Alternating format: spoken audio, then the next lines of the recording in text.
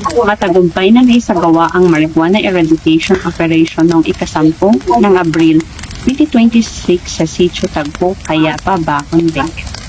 Pinangunahan ng Bacon MPS kasama ang iba pang operating units ang operasyon sa ilalim ng Oakland Ultimate Grass Cutter 2026 na nagresulta sa pagkakatuklas ng 2 plantation sites sa isang communal forest.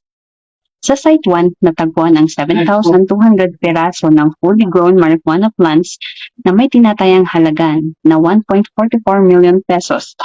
Habang sa Site 2 naman ay 4,000 gramo ng marijuana smalls na nagkakahalaga ng 4.8 million pesos. Umaabot sa kabuuang 6.24 million ang standard drug price ng mga nakumpiska. Matapos ang isa nagawang stakeout, walang naarestong cultivator. Ang mga marijuana ay dinokumento, pininot at sinunod sa lugar, habang ang mga sampol ay kinuhas para sa pagsusuri ng Regional Crime Laboratory Office. Patuloy ang operasyon ng kapulisan laban sa illegal na droga sa nasabing lugar. Mula dito sa La Trinidad, Benguet, ako ang inyong PNN Correspondent Police Master Sergeant Beverly L. Pacas, alagad ng batas, tagataguyod ng Balitang Pulis.